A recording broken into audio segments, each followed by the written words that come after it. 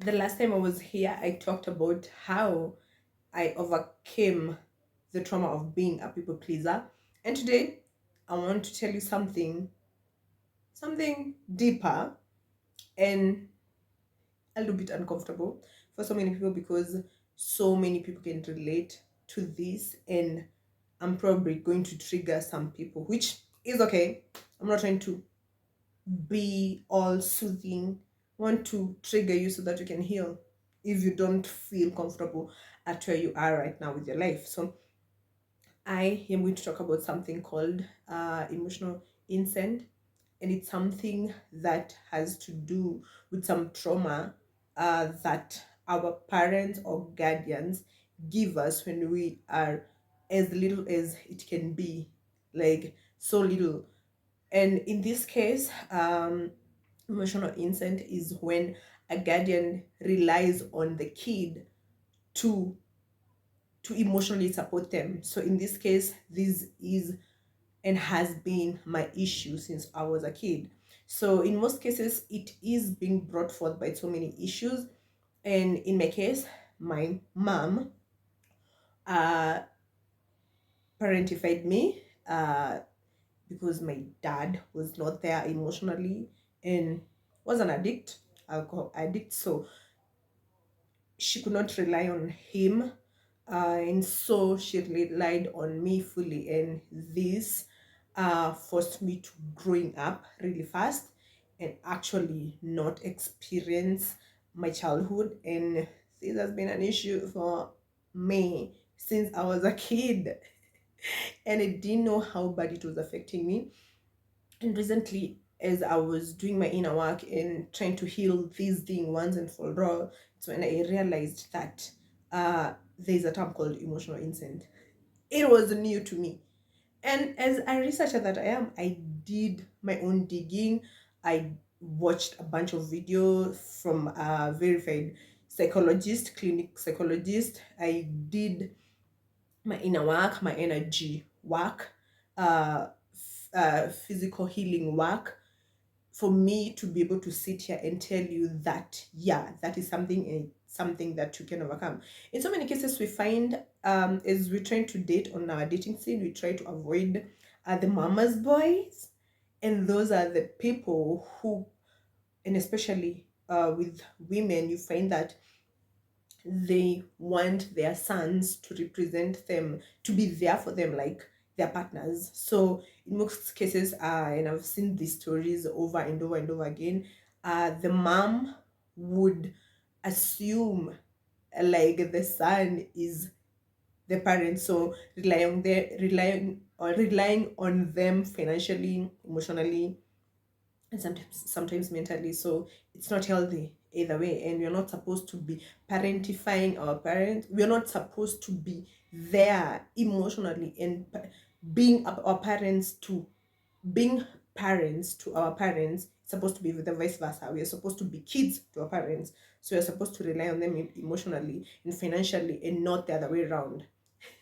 And that is horrible enough because when you're parentified or being brought up being the caretaker of your younger siblings and the parent to your parents, an emotional caregiver or financially caregiver, it takes a toll on you. It affects you negatively. So I remember this one time, a friend, just a random person, I was just sitting by the mall having some drinks with my friend. It was so many years back, and a person approached the both of us, and as we were trying to have a normal basic conversation, it was like, so what's your purpose in life? I was like, oh, my purpose in life is to make sure my parents are happy, to see my family succeed. And he was like, no, that's not a purpose, that is just something that you want. I was like, what the hell, what's my purpose? It has been a question in my head for so many years. I think it's almost 10 years now. Because I was, why did I have to say that my purpose is to make my parents and my family stable financially and make them happy? And I actually realized for the past 2 months, the crazy journey that I've been going through of getting triggers and healing and going through chaos with my dad being hospitalized, and my family having to go through this tough situation. I found myself realizing that I have been building my life around my parents, around my family. I have totally disowned my own life. I haven't been having a life of my own. I have been putting my family first and not my life first, and as a person, as an individual. So it has been chaotic for me because I felt, uh, since I've been on this journey of discovering myself and working on myself, I felt this is not normal. And when I was just scrolling through the internet, I was just asking my guides, the God within me, to give me the signs, and I got these synchronicities. And that's when I met the term. It was a comment in under a certain reel, a video, and I've saw so many people mentioning emotional incest, incest. Yeah. So I didn't know what it was, so I straight away rushed to Google, and thank you Google, it has been great. So I got all the information, every chapter I was reading, every article I was reading, because I felt, I read uh, several articles. It was mind blowing. It was like giving me all the answers that I needed. And I felt so naive, so stupid. I felt so small. I felt like I just needed to apologize to my inner child because I've been bringing myself down, putting myself in this situation over and over and over again. No matter how much I tried to draw a boundary, I was still a victim of parent, parentification, and it was sucking me and it was taking my life out of me. So I realized, it can happen to so many of us. Most of us are parentified, and it have happened to my parent, my very own parent. My mom was parentified, and I can see the same cycle going with my cousin. I was the same person as well. I was there. I've seen that cycle with my friends as well. And I was actually finding myself connecting really well with these humans who've been parentified, who've been given that role as a parent when they were kids, and they were thinking that it's okay to be the way you are. It's not okay. It's not okay. You're not supposed to be parents to our parents. We're supposed to be kids to our parents. The roles are supposed to be reversed. We are not supposed to be parents to our younger siblings. We're not supposed to provide financially when we are kids to our parents and our families. We're not supposed to provide emotional support to our families, to everybody. You're just supposed to care just enough for you to remain all the rest of the care to yourself. But for parentified people like me, I would find myself over caring, over just giving without leaving something for me. And that is not okay. And I felt like this was like a leakage of my energy. And of course, yeah, it was my energy leaking out. And I didn't know how to cure it until I did my inner work. I had to revisit my own body, asked how it hurt, where it hurts, where the shame was, where I was feeling the shame. I'll talk about some shame in some future video. I was like, it was part of why I was so depressed as a kid. I felt fear and shame because I felt like this is how kids are supposed to be to their parents, which was not okay at all. And I understand not so many people go around understanding what's happening, but they just feel obligated to give and give and give and give to their parents, with their lives, personal lives, you know, falling apart, leaving us crooked. So it's not okay, it's not normal. And of course, most of us, you can see how we turn out to be, not running a very normal life. like because we missed out. I missed out as a teenager. I was a working teenager, young adult in my teenagehood. I didn't experience that, so I've been doing that as an adult, as a late 20s, someone is an early 30s. Now I'm 32. So this has not been easy for me. This has been taking a toll on me. But now the fact that I've fixed it, that's what I'm telling you on this video, to just watch out, uh analyze your life, because the only way to find to heal this and to overcome this is to be aware of how your life is going so far. Is it going the way you want? How do you feel around the people that you love? How do you feel about your family? How much do you care about them? Because you're not supposed to over care. You're supposed to just care enough to not forget about yourself. But because as parentified kids, we over care. We put our lives on the line and second, and put our parents or guardians or siblings life as number one. So that is not okay, it's not healthy. And apparently you end up finding yourself in the dating scene that I only feel connected to people who are just broken the same way that I'm broken.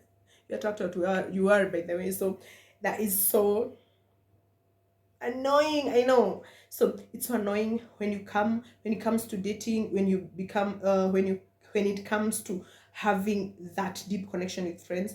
You only connect with the people who you're broken the same way as you. So I would find myself like having healthy friends, having healthy partners. I would not totally connect with them because they weren't like me. And for me, this is something that was deeply hidden, because in so many cases, this happens with male kids and their mothers or their grandmothers. Or, okay, I don't know much about, uh, m- I think it does happen, by the way. The male, the female kid and their dads.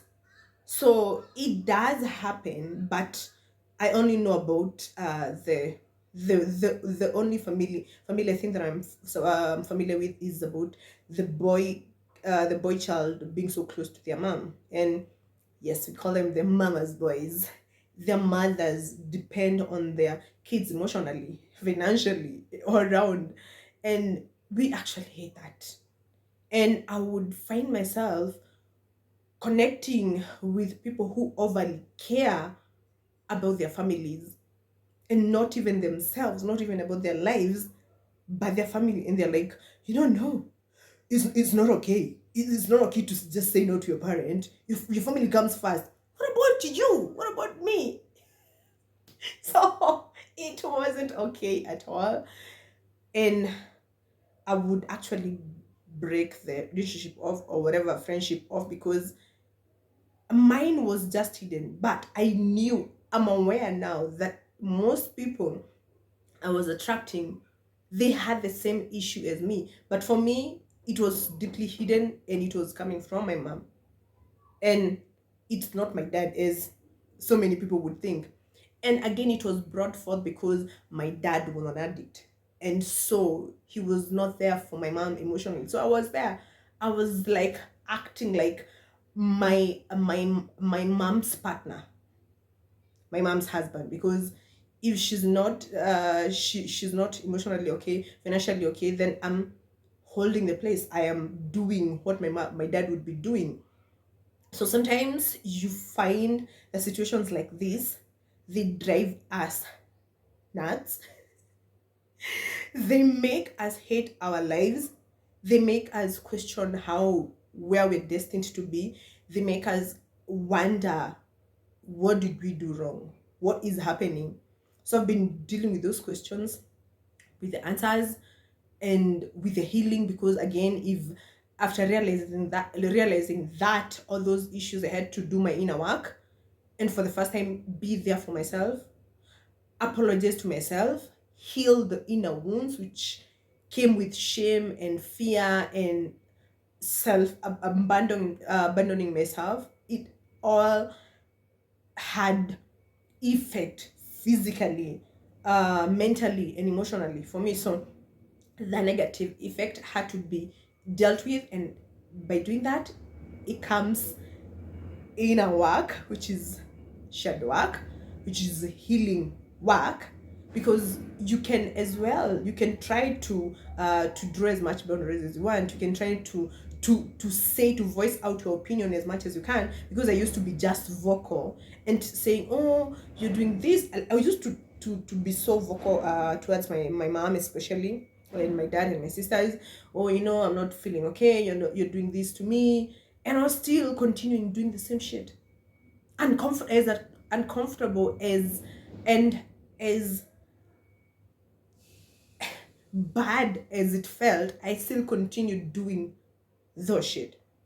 So for me to be able to say enough is enough, to draw the line, to be able to heal the core, because as much as you're traumatized, it stays somewhere within our bodies. So I had to do the inner work, heal that, do the boundaries, erase all the friends who were there because we share the same traumas, and actually start attracting different. And that is not a walk in the park, because you have to dissolve friendship, you have to dissolve relationships, you have to dissolve, like you have to feel like a person who doesn't care anymore. Like that's how I feel. Like I felt like my heart at some point, I was feeling like my heart is as cold as ice. I was feeling like I'm inhuman, but I wasn't condemning myself. I was just being kind to myself, because I knew this is a journey, and when you're healing something, it feels like this at some point. So I was giving myself grace, I was giving myself space, I was giving myself time, and I knew this is gonna balance out, and this is just a temporary thing. I'm going to be the asshole for now. I'm going to be the bitch, but it's okay. It serves me right, because this is so good for me and not for anyone else. And if at all I have to be kind to myself, then I have to be an asshole to another person. So I'm embracing this 100%, fully embracing this, because this is the choice I've made. And from now henceforth, I'm going to abide by that. I'm going to be that person, and no guilt or shame. I just feel like this is new, the rebirth. I'm born again to my power. Yeah, I feel like I have the power, the control in the palm of my hand, and it feels so great. And this, yeah, may turn out to be a horrible explanation, because it doesn't feel so good. But of course, to me, it feels so good, and I am enjoying this, and I hope you can find some help with this video. I hope you will find your way. If you're not feeling comfortable with where you are, with your family, with your parents, with your siblings, with whoever, with your friends, analyze yourself, question yourself, and you might as well take these steps. I might in future uh, explain more, or I'll keep on updating you about my journey and the changes, the positive changes, because this one is coming with positive changes. And I'm looking forward to see you on the next one. So bye bye.